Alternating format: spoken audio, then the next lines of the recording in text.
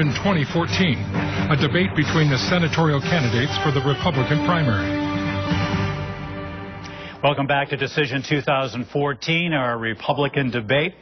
I want to continue with the questioning. We're going to lead off with you, Mr. Treadwell. Last year, Senator Rand Paul of Kentucky introduced a bill entitled the Life at Conception Act. He says it would extend legal protection to the unborn from the point of conception forward. In other words, if approved, it would ban abortion in this country. If elected and that bill comes to the floor of the Senate, would you support it? I would certainly support moving forward with the debate. And I do believe life begins at conception.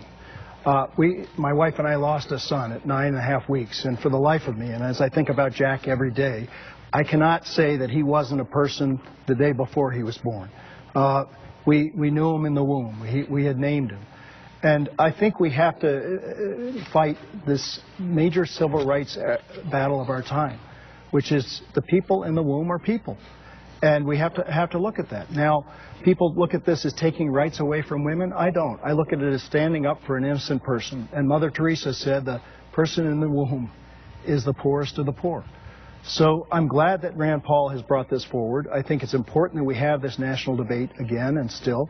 And I have stood up as lieutenant governor. I've stood up as a citizen based on my own personal conviction to stand up for life where I can, including parental notification.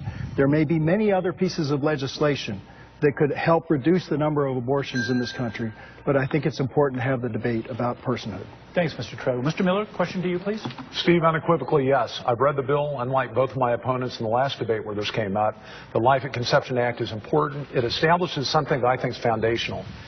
If we as a country decide that we aren't going to defend the most defenseless, if we decide that the most defenseless, their lives can be taken, what other rights can government take? And my statement to those that join my liberty cause but disagree on this issue, to them, my argument is, think about what government can do to all those other fundamental liberties that you hold dear. A government that does not protect those that can't defend themselves will not protect the other rights. I'm the only endorsed candidate by Alaska Right to Life in this race, and there's a reason, because this has to be an unequivocal stand, one in which people don't back down, because life is such an important issue.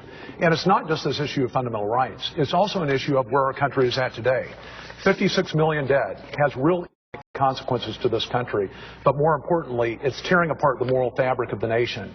And so no matter where you're at on this issue, I plead with you, this is something all of us that love the liberty agenda ought to get behind. It's something that we ought to support, and that's why I support and vote for Rand Paul's bill. Okay. Thank you, Mr. Miller. Mr. Sullivan, question to you, please. You know, Steve, I'm also a strong pro-life candidate. I believe in the sanctity of life. As a father with 3 teenage daughters, I know that there's certainly no greater gift and responsibility than being a parent.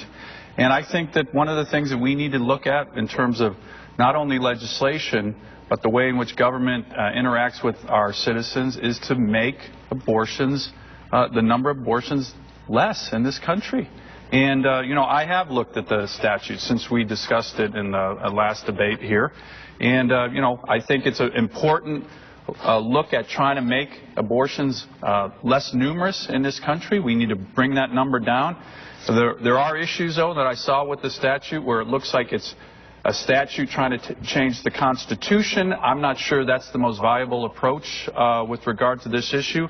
But I will tell you, we also need to change hearts as much as laws. And I think that one positive thing that's starting to happen, you're seeing that. The younger generation, the polls show that Americans are becoming much more pro-life, and I think that's positive.